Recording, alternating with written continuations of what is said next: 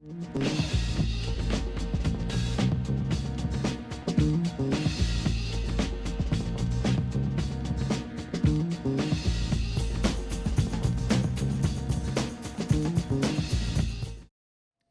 we're going to start. We have a beautiful evening. We're all going to have open mic. We're going to start with some open mic of anybody who's here. A lot of the people who are here reading have been part of Milvia Street. And then we're going to have a special reading by Rosa Lane, who was an editor and a contributor, both in terms of poetry and prose and artwork. Many years ago, and we're very lucky and fortunate to have her, and she has 2 award-winning collections of poetry that came out in the last couple of years. So we're here to honor her success, her voice, and her spirit. Okay. Let's start off with the open mic, and our first reader is Julie Shackleford. She is a fabulous fiction writer and the secretary of the Milvia Street Club.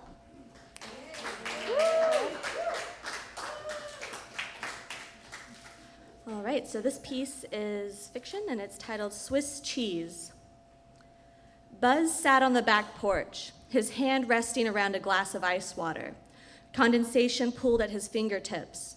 An especially laden droplet dripped down his knuckles in the Florida humidity. Normally at 6 p.m. he would have a gin and tonic, but he didn't want to give the press cause for doubt.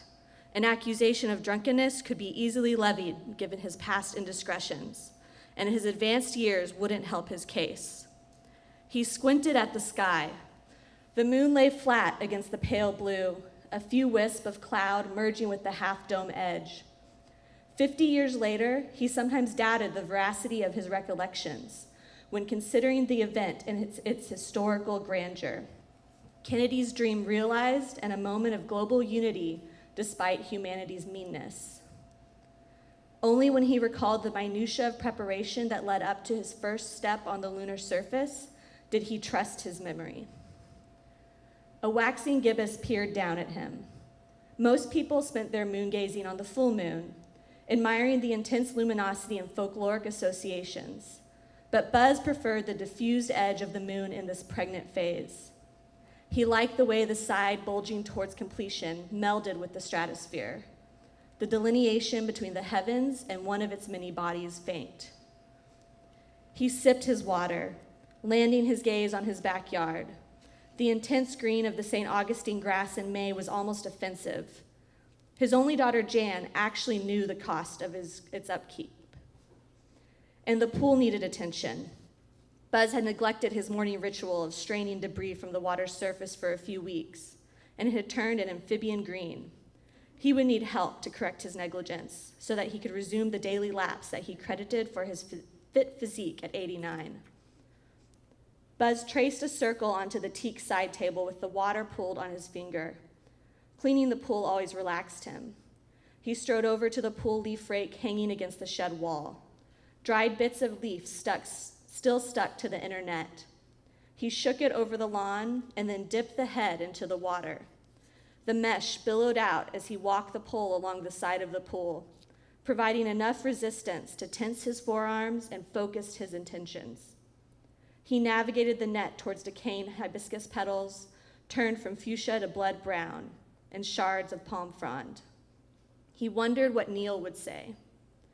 As he gazed out at the black space between the astronomical bodies from the moon's surface, he was struck by Earth's smallness. The expanse between their position on the gray barren surface and the sprawling activity of humanity on the distant blue planet felt unnavigable. He wondered if they would make it home. Neil interrupted his reverie with the task at hand, and they proceeded with the list of experiments assigned to them for completion before returning the lunar module a few hours later. After pressurizing the cabin, they removed their helmets, and despite orders to the contrary, opened a bag of moon soil. They wanted to touch it with the flesh of their own hands. They'd agreed that their discovery on the moon's surface should not be shared, even with NASA. Each had watched consensus form in the other's eyes as they returned to Columbia. Re-entry continued without incident. Buzz now blamed the weight of this secret for his subsequent personal failures upon re-entering earthly matters. His personality did not suit secrets, and he acted out accordingly. He sabotaged relationships, his health, and career in the years following the moon landing.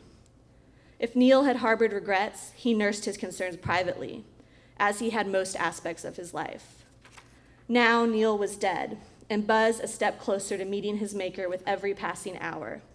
He had always wondered if they'd done the right thing, making a sweeping judgment of humanity and their capacity for understanding in the face of the paradoxical. The world had changed in ways beyond his own understanding, but he was glad that people kept him involved, hoping that he would understand. He made a decision. He had to tell the truth. Everyone but Jan thought he was calling the press conference to announce some terminal illness. NASA had already asked if he would like to see one of their specialists. He took another sip of water. "It's time, Dad." Jan stood framed by the glass sliding door. She'd avoided his eyes since he'd told her, but kept her word, not contacting Andy and helping him coordinate the press conference. He and Jan had their disagreements, but she'd done her part over the years, keeping him surrounded by his grandchildren when no one else could tolerate his moods, and helping him run his business and his home. Buzz shook the collected detritus onto the sand at the base of the palm tree, snapping the pool rake back onto the shelved wall. He felt calm as he walked up to Jan. She gave him a weak smile and made room for him to pass. "Thanks, I'll be done soon." He placed a hand on her shoulder and kissed her cheek. Buzz emerged out his front door to a cotter of reporters. He squinted against the bright lights pointing down at him, silhouetting the long black microphones pointed towards his position. A camera flashed, followed by a cacophony of reporters with greetings and questions. "Good to see you, Mr. Aldrin. Colonel Aldrin, how are you today? Are you feeling all right, sir? Never missed a chance to talk with you, sir." Compared to his typical speaking engagements, this audience of reporters, a few NASA representatives, and a couple of curious neighbors was sparse. Space didn't engender the interest it used to. "I want to thank you all for coming here today, especially without much explanation. It makes an old man feel like he matters." He stuck his hands in his pockets.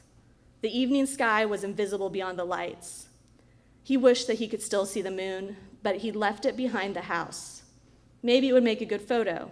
Buzz Aldrin reveals all, with the moon resting over his right shoulder. He rubbed his nose.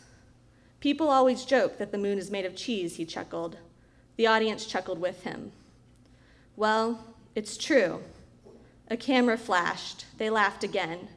"We, Neil and I, didn't think the world was ready. Now I know that decision was wrong. I don't know how deep it is or if it's made of cheese like on Earth, but the moon is made of cheese after all." Silence flooded the front lawn. Even the gulls, so persistent in their conversations at the nearby beach, stopped to absorb his words. And for a moment, he was back in the vacuum of space, staring out into the magnificent desolation.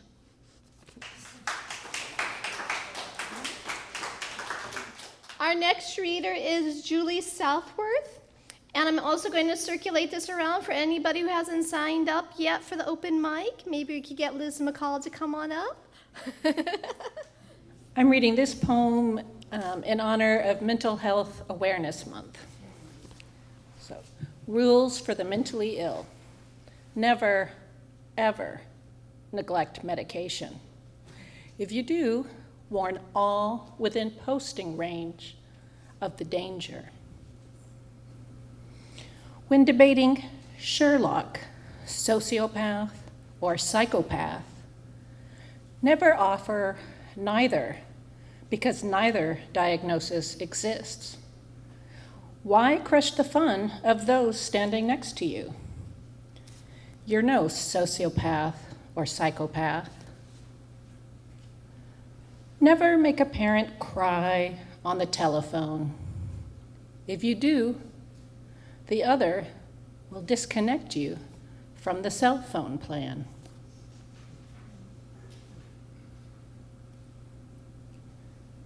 Do not confuse transitive and linking verbs. You do not have a mental illness. You are one. Never object to discussions of Donald Trump which declare him mentally ill. Your situation is not comparable. You have already assented to your limitations. Avoid all appearances of strength. Never employ clarity in writing. Try painting instead. Dabble in surrealism, but never say you are a surrealist. Never trouble enthusiasts of One Flew Over the Cuckoo's Nest with benefits of electroconvulsive therapy or psychiatric drugs. And remember, hospitals can only ever be punishment. Only declare Frida Kahlo or Van Gogh your favorite artist. Sylvia Plath, your favorite poet. Trust employers with details of your medications and their side effects. How else will they know when to slice your hours in half? If you must write, poetry only, and always employ I. Prepare to move in with your parents. If you must, ask them for financial support. They have a right to gauge their investment.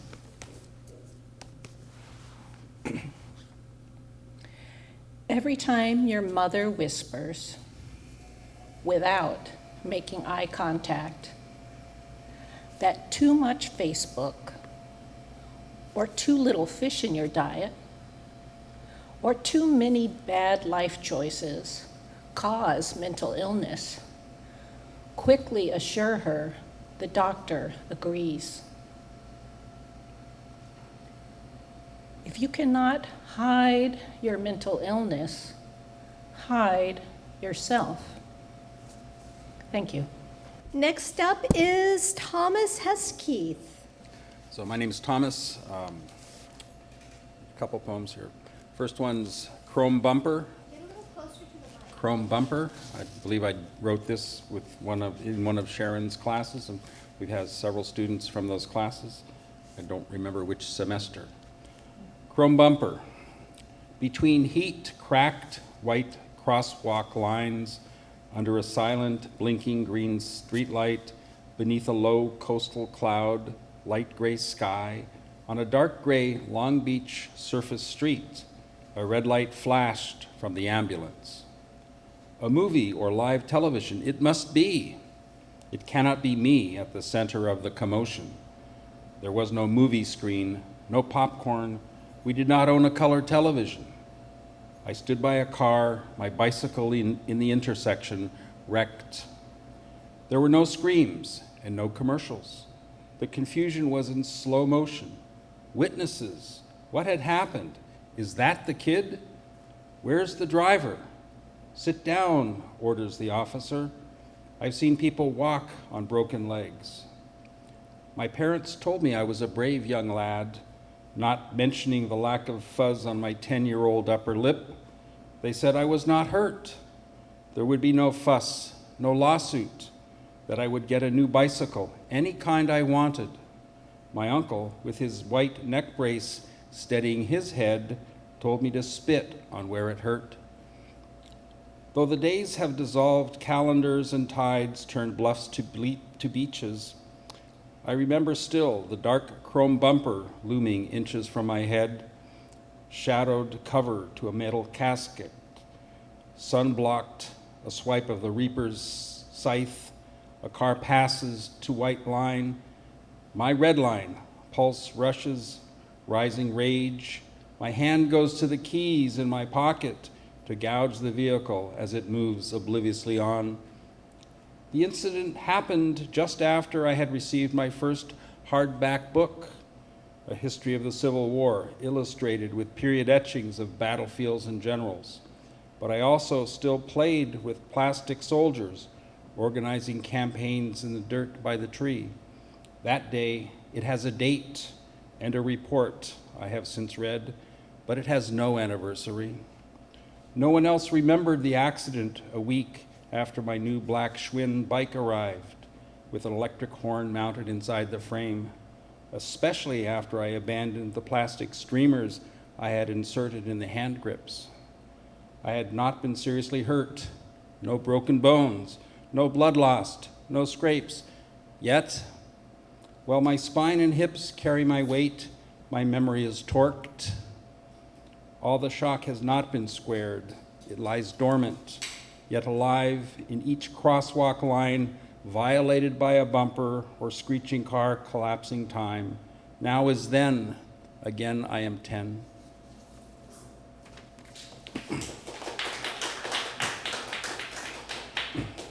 It's a little more recent poem, Library Chaos. In modern libraries lies danger in the clickety-clack of keyboards tossing type against time, in the dust of worn tomes pulled from hibernation, away from another age, silence shredded in the rustle of newspaper pages, wrestled into submission to expose a day's crime or a puzzling crossword. A ventilation shaft comes alive, circulating the city's current diseases, as squeaks squawk from a door, a muffled cough crowds the air, a chair returns to its seat, masking the hum of photons in flight, rebounding from ebony type on ice-white dried tree mush, tickling or taunting gray brain cells fixed on a blank writer's blocked page. As crossing coffee-stained deceased carpet, sunlight crawls, reflected off high-rise windows, patient as a snake tongue tasting for prey, illuminating invisible breaths with a light touch, just when fallen volume disturbs faint breath. Horizontal books conspire against vertical spines. Dictionaries rail against defective grammars. A thoroughly thumb-indexed thesaurus alliterates back at a brawny brontosaurus. No end of swampy armored tales. Punctuation marks conspire to allocate white space, while fonts parade themselves in disguise without point. Minuscule moments seek greater majesty. Religion spits in philosophy's eye. History stutters, stammers, repeating itself. Foreign language babbles with dissenting declension. Shelves archaic, classic, or contemporary. Tongues lashed against gnashing teeth. Whispers violate sacred space. A cemetery voice, if you please. Chaos consumes well-ordered space. Futile attempts to bring order to itself. Dewey decimals, rules, rights and don'ts.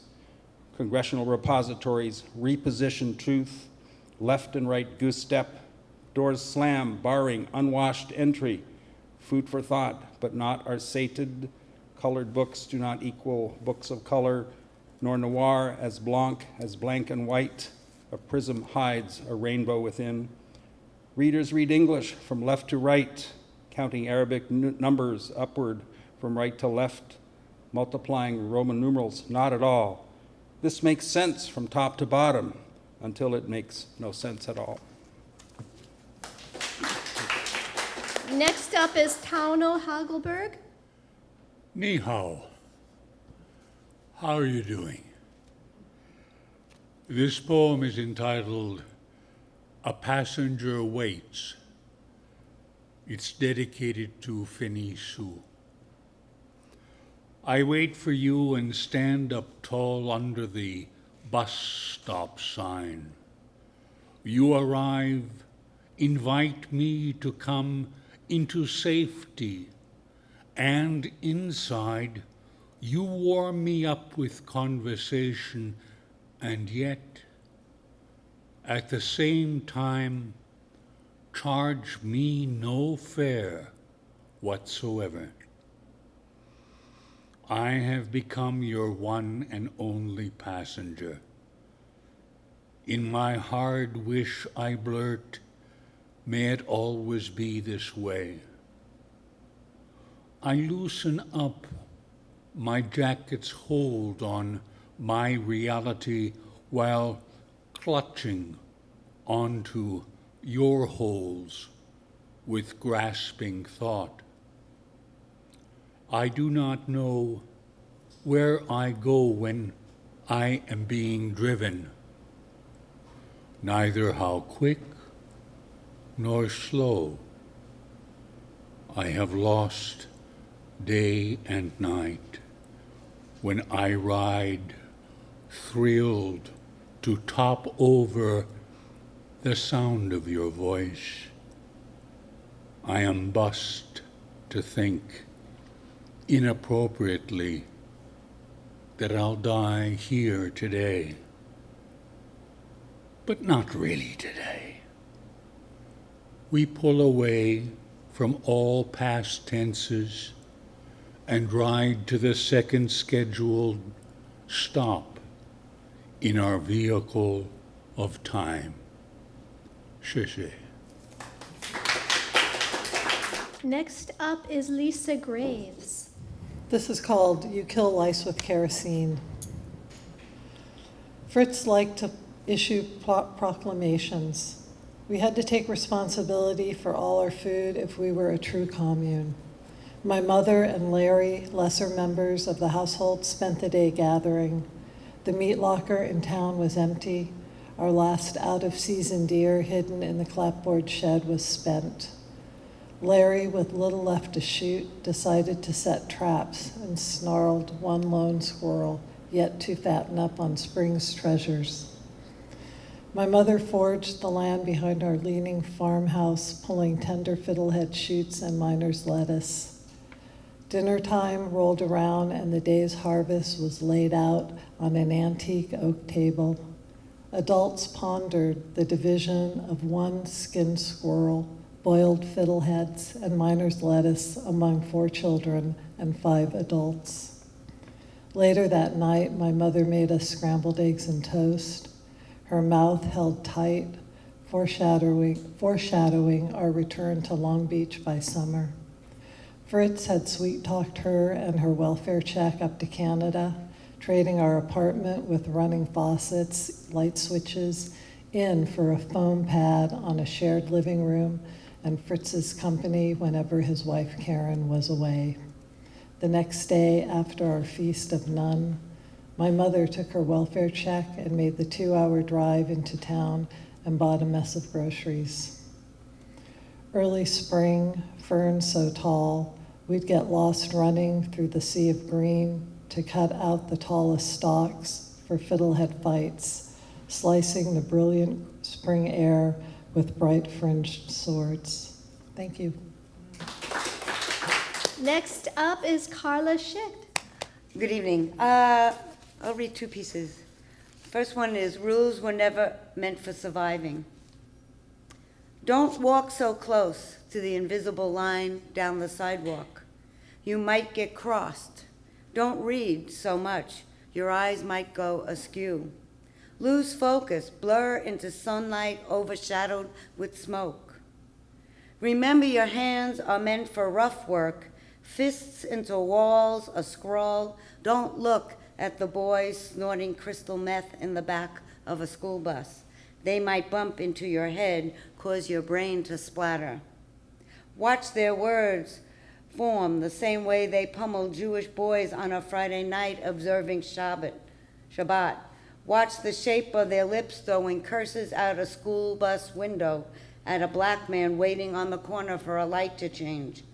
Learn to slide down the dirt lot of broken glass and use needles. Learn how to blow smoke in perfect circles. Don't walk alone in the dark, and if you must, stay in the gutter where streetlights shine. Stand up, throw bricks. When they pull out their metal knuckles on the Puerto Rican guy waiting for his dad to wave him into the car, masquerade your body beneath plastic jackets and 3 layers of shirts. Flick your cigarette into the car seat of the guys who beat you, the guys who snickered at men who couldn't catch them, at women who drank their spirits. Watch the frames spread ear to ear, wipe the smile away, disappear, reemerge in another lifetime, so no one will notice acts of sabotage.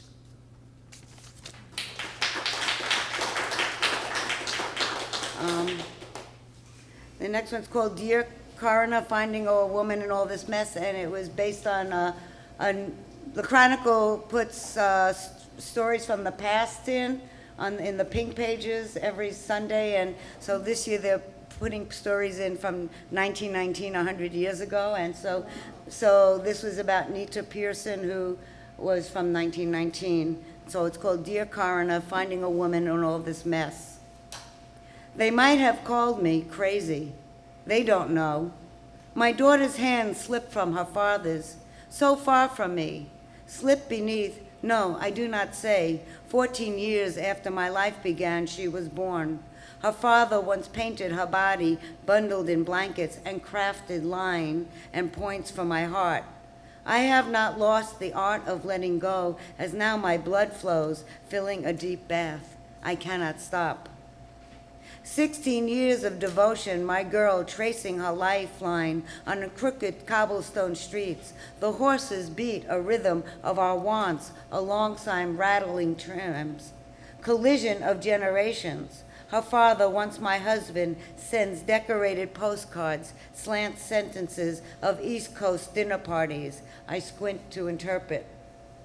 Don't tell me how she died, not the death of soldiers shipping off the New York harbor to war and returning riddled with shrapnel and bloodshot eyes. They don't write their own obituaries. My girl was only 16, not a warrior. Pressed crinoline and shiny Mary Jane shoes, the ones I always wanted and never saw. Call me mad, as madness captures the sonnets I write to life, along Geary Street to the blasted, earthquaked rows of homes rebuilt from Geary to Larkin and to Polk, women who walk from bar to bar, women who declare their loves in writing, scorned, lose the eye on newly built curbs, clang in the ear, street chatter, fog sitting over the hills, layers I dropped my daughter's palm. At the train side, her bonnet covered her tears, melted my news story I needed to finish before I came to San Francisco. I have not lost the art of telegraphs from unknown origins, mysterious men behind cigar stench, story due in an hour, stop, and death sits inside me. Women who are called crazy seldom wander back alleys to talk to themselves into breath. I took a man's hand and spent years alone with words and a child's wishes for food and laughter. I read my hopes in new lines I invented, the tint of ink across my brow rubbed off my fingers. I know someone saw my name, if not in lights, then in penned headlines and pain. Today I write my final news, meet deadlines, and send undelivered messages to my daughter buried somewhere on the coast of the Atlantic. A book of my last sonnets. I make the first cut and then the second. What I don't know about arteries, my next book's theme. So I turn on the gas, shutter the window, and wait, weightless, worthless, a spirit slipping away. Dear coroner, submit this obituary as an official document and pack up whatever trinkets remain. Thank you. We're going to have Diana Benson come on up. Hi everyone. I don't really write poetry, I write songs, so this is a song. I don't want to sing the whole song. I'm just going to sing a little bit of it and that's it. Sometimes, maybe all times, I'm insecure. Lately, only lately, I'm going crazy. Not talking to her or to him or to them, isolating all of my friends. I shouldn't have done that. Many different writers, poets, fiction writers have been launched here from Berkeley City College and the other Peralta, our sister colleges as well. So I just want to say how strong we are and how, happy we are to create this kind of community that nurtures writers.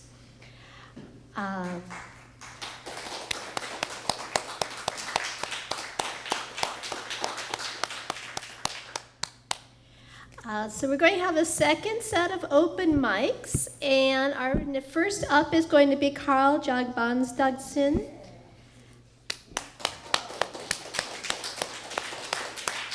An incredible writer, a poet who's been taking my class for he's in his 4th semester, and sadly the last because of how the system works. So we're just so, I've been just amazed in how his writing has zeroed in, it has focused, it has expanded, and how much it has grown over the semesters.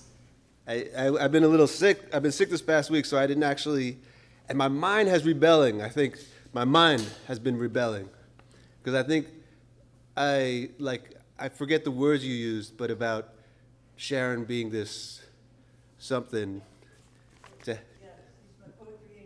The poetry angel, there it is. Yes, so I think I'm sad that I'm going to lose my poetry angel after this 4th session. So my mind has rebelled, and I'm not letting me finish my work. Like, I haven't been able to get to it. Somehow I'm stalling. That's what I'm going to have to do then. So I didn't pick a poem, and so I also, for lack of wanting to look at what I had left to do. So I'm going to read an old one. This was just the one that came out. And I read this one before, and it rhymes. It's fun to hear, I think. It's also a little serious. So this is one of maybe the second. We had to do forms, ballad. Just us. I'm going to move this a little bit. Just us. Just us.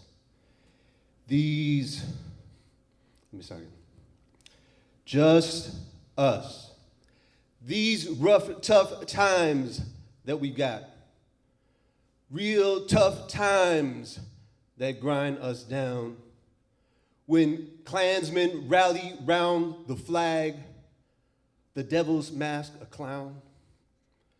The clock of life says almost 12, the water's set to boil, and psychic demon vampires suck the blood up out the world. Now you say that it's just them, not you. You care. You're so concerned, yet never raised a fucking hand as the wicked tide, it turned. Now I'm not saying that I'm better. It's hard to raise your head when rent is always just past due and your friend just got found dead. And the war machine keeps growing on our heart and in our minds, and we concede the battle lost $1 at a time. And our anger at injustice gets twisted up, confused. We hunt and maim the innocent. The guilty duck abuse. And slavery never finds its end. Their grip, it tightens still. 'Cause ain't nothing so damn tasty as to eat what you just killed.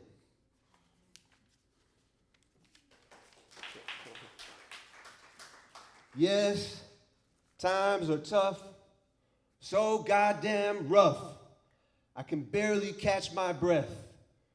We got one more chance to turn to life before they choose our death. And dragons, yes, they long for home, though prison doors are locked. So I'm not giving up just yet. I'm not saying that we're fucked. It's a communal delusion that we must stand aside. The power lies within us. It's us can turn the tide. So dust off your old toolkit and put on some good shoes. These are the final moments, and we got work to do. Next up is Vernon Small, who's both been my student and is a Peralta, or has been a Peralta chemistry teacher. Beauty to the Dark is a 13-chorus rap opera of siren love rights, uber-edited by my 7-year ex-life partner and working muse, Stephanie, who Sharon met because we all took class together with Richard Silberg, which was great. The collection's overvoice is a Tina Turner-inspired anime, overbearing guardian goddess.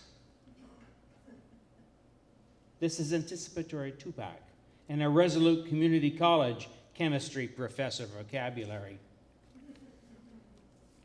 So this is chorus 1, and it's unusual because it consists of one poem, Ebony Says, and it's the introductory poem. And it's based a little bit upon how Steph and I first started to go together 13 years ago, over now.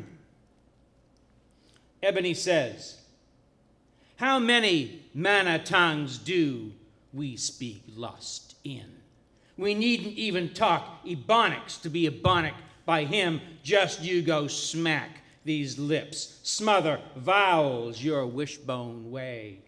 Locution, locution, tell him your other name tomorrow. Rake his leg over the facts of race, slap your bee-slandered fig. I stroll, mull another's side on chopsticks before more petals fall. Sax on terrace, hum along. At jam samplers rave, tango, mango, but dip his epicé plus epicé, knowing he'll soon jam you back, fuming all waters down for his lotus. Offer my arms, not as such, but enough of you. Lady him off across Swan's Pond all summer to misdemeanor on, shameless, passing water lilies, west meets west.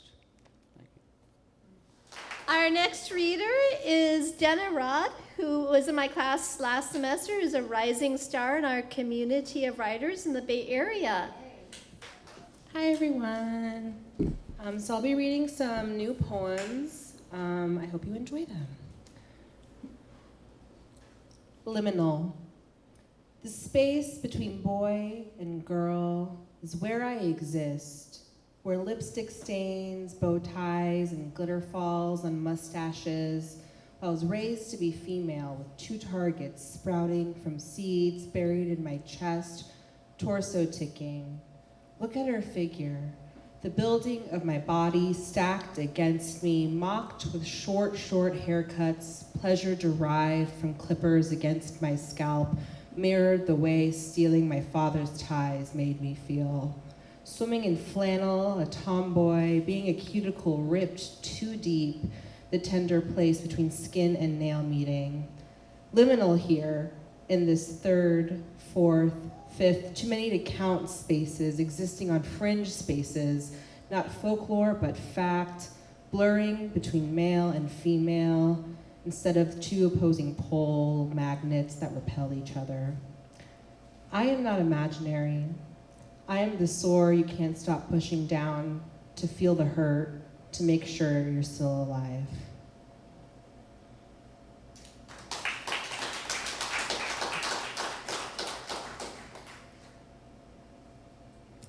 This next one is called Sparks Flying. Fierce wind blowing from my lungs, the wind knocked out of me by a punch to the stomach. The punch was the election, when I lost my breath crying, seeing the red meter pull forward for that man. Now I read the news, knowing he's not the best for my brain cells, yet still breathing life into those cells so I can find stark relief against honeyed light. Am I still giving you life, honey? Because that's what we queers say. But honestly, it comes from black folks, like most things we think are cool do. With this microphone right by my mouth, I give you life with the air coming from my lungs, over my larynx, and how I work to tell you how much pain I am in. And does it give you life? Because that's what we queers do. We excavate our trauma for your consumption. What am I if I'm not writing about my tears, my blood spilled from my pain? And does it give you life seeing blood spilled on Instagram Live? How another is shot again? And does it give you life? Are you dying and reviving and dying? Because you were slayed when you see another motherfucker indicted. But does it give you life when you see someone who makes you squirm in discomfort with hair on their face and tender timbre vocals? And does it give you life, honey, when you go home and settle in like so many cannot, locked in cages, closets, behind borders, still waiting for our lives? Thank you. We still have a few more people. Claire Heinzelman is going to be up next. Anybody else has not yet got on to the open mic list and wants to get on, I will pass the list out and just sign on up. And Claire is up next. First of all, I want to share with you a little bit of my thank you that went into my recent manuscript. Thanks also, I thank Sharon Coleman, skilled teacher who knows just when to praise and encourage and when to challenge to greater depth. I also thank fellow students of Berkeley City College poetry classes for our workshopping and your boldness to tell your stories honestly has inspired me. Thank you. This was from a little photo prompt that Sharon provided. She be sharp, perched on hip, her rheumatoid hand, soft filial on skin swaddled arm, loose from years of smoke-veiled rooms. Skin and veins shout out transparency. Fuchsia dress complements a wholly inhabited smile, just a touch, so you know she commands those keys. 52 ivories, 36 mahoganies, all hers. No nonsense, tilt of the head, her pale eyes on you. No shit. Listen, you can hear it. Honky-tonk, ragged jazz, Tin Pan Alley, the blues in shocking pink.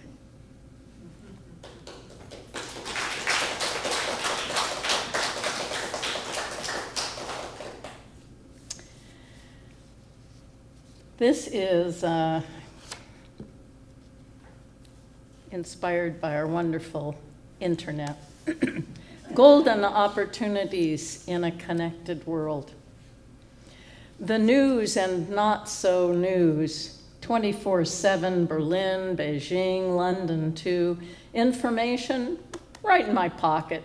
Encyclopedia, dictionary, courtroom docket, find a flight or a room with a view. Reserve a table in Timbuktu.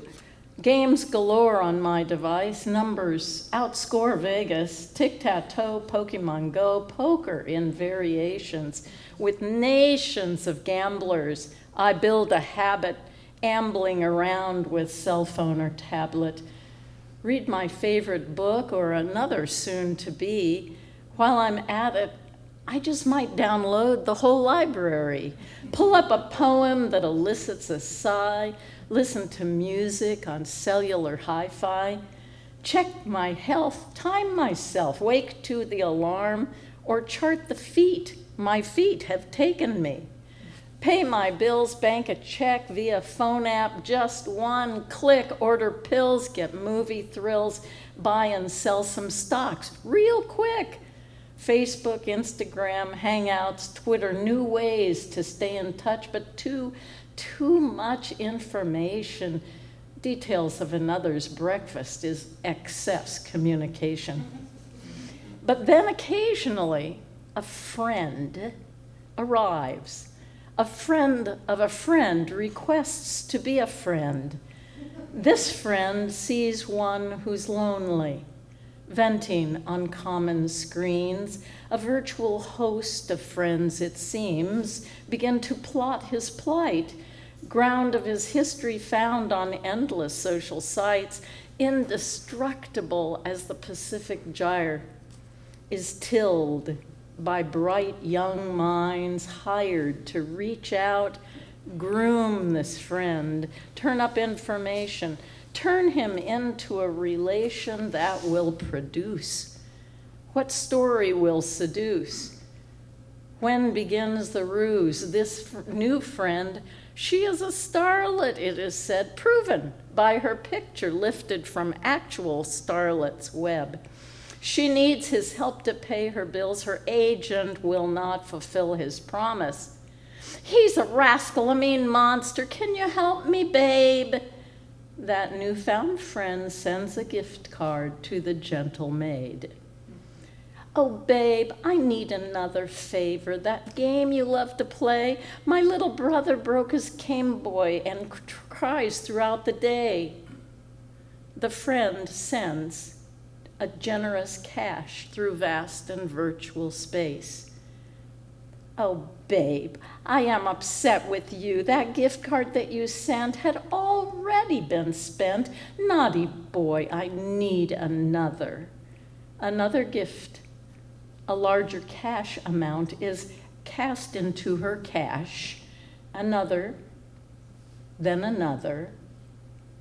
Oh, babe, you are so sweet. Come to LA and live with me, but first send to me your ID and your Social Security so I can pay the rent for our first apartment. Click. With the camera on his phone, one more golden opportunity in a connected world fulfilled. Awesome. Our next reader is Suzanne Hitomi. Let's give her a big warm welcome. Good evening. Good evening. I'd like to share with you the two poems.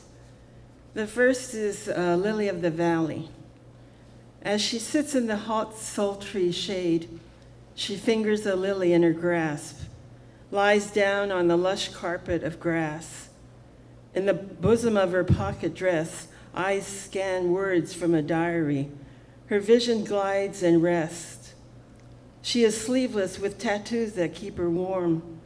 Among the bees that swarm, her lacy dress so decorated a bit torn, tattoos keep her warm. But with every subtle breeze sends a chill down my bare arms. Of an impending storm, I am not so cold, because just seeing her tattoos keeps me warm. She just lost her friend, she mourns. Each night before she dims the light, she recites a prayer in the snow with a chill in the air so still. As the storm brews, her floral tattoos keeps her warm. She lives her life with tattoo strength, for if danger lurks, she fends it off at length. Without meth or opioid, she tries to avoid her life not empty, but full. She meets with others as they silently read verses, some with expressions sullen and terse, meet with evil, barriers against the bee's sting, worn. Her tattoos deep protect her to keep her warm.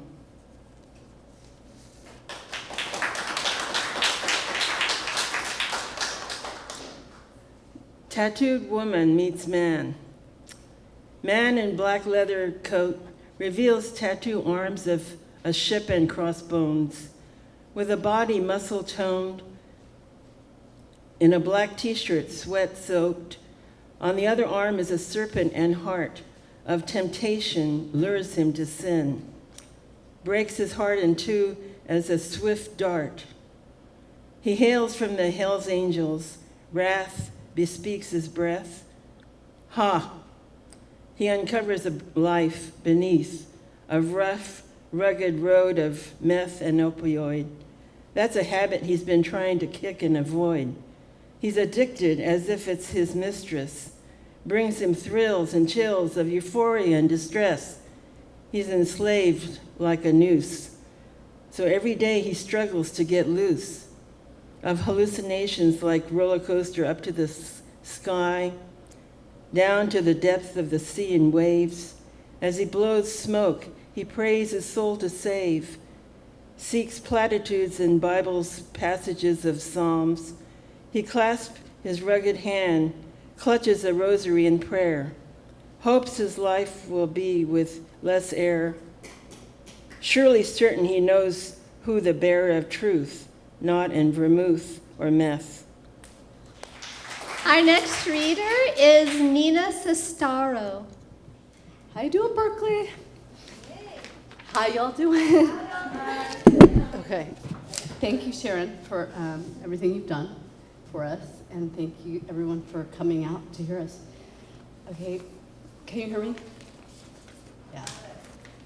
Louder? Okay, the first is entitled Acceptance, Whatever Youth Deserves. I was in a daze wearing hospital tags and blue scrubs and getting pumped with antidepressant drugs I didn't need. How would I escape? It had not been a completely terrible semester as a freshman at Plano High School, home of the Panthers. I met Nick, a new transvestite neighbor of mine, half punk, half new wave, queen of Plano High, with long black mohawk and pink lipstick, white foundation makeup. We used to spend time listening to The Cure or Black Flag. What does it matter what anyone else thought of me? I thought, I was here now, and I was going to make the best of it. So I befriended the two pale, hardcore punk girls, Leah and Rebecca, in that sinkhole of a recovery psych ward.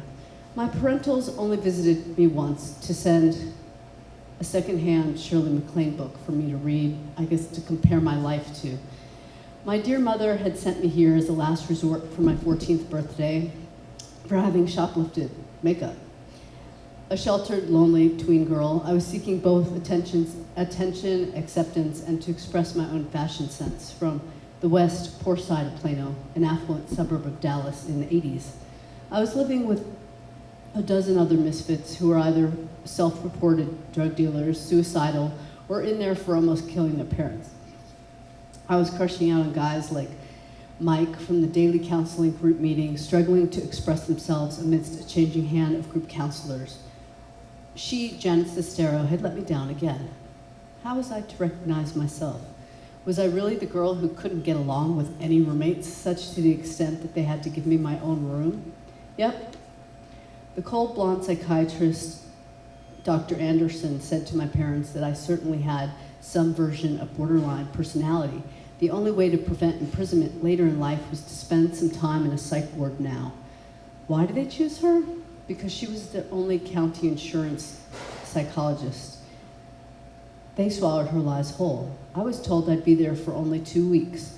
I was actually locked in there for 4.5 months.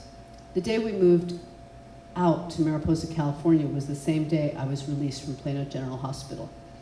No chance to say real goodbye to my high school chums. While locked up, I decided writing is the only thing that mattered. That's it.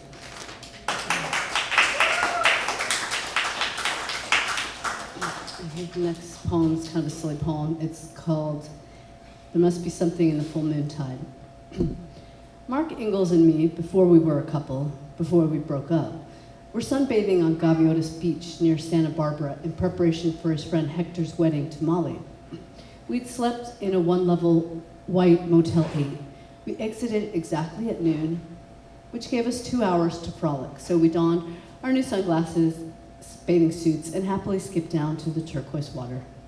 All week I'd been thinking of dolphins and their health with all this 3.85 microns per day plastic pollution reported for this stretch of the coast. As soon as I headed out into the cold Pacific, I incredulously encountered a dolphin and her calf, not 20 yards from me. Once they saw me, they seemed to stop and look at me from one eye, and then both, and then go out deeper to sea as if beckoning me. So I swam back to shore to tell Mark my good news, who had mischievously placed an empty lobster shell in my Birkenstock shoe.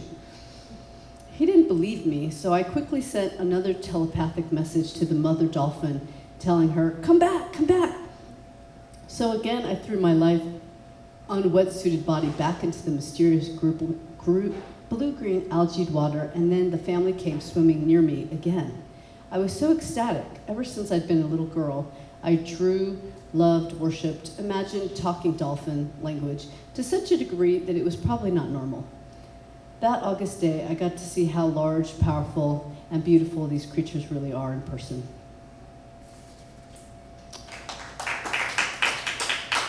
Okay, one last. Is it short? Yeah, very, very short. It's called Loosen Up. Get a boy in silver Chevy gray shirt. Magic brews at 1:40 a.m. Winds whip violently at 2 a.m. along the pearly ocean's edge. Baker Beach lit by stars and bridge orangeness for romantic strangers. His green eyes pierce my veils of self-doubt. Boyish demands, but he compliments my voice. I couldn't get away. I'm giggles, blown over by his long, dirty blonde mane and b-ball player spryness. Get a boy in my bed at 3:30. Velvety pale touch of leopard and dragon. Musk of unknown cologne. Embrace intensifies my loneliness. I'm small in his sculptor hands. I hear the hollow ring of his accusations echo through the apartment after we've wrapped up. Get a boy fires up the engine again at 4:30 a.m. I text him, I hope you're safe. He texts back, thank you. He hammers in more loneliness. Here comes the sun, we'll likely be done. Time to sober up.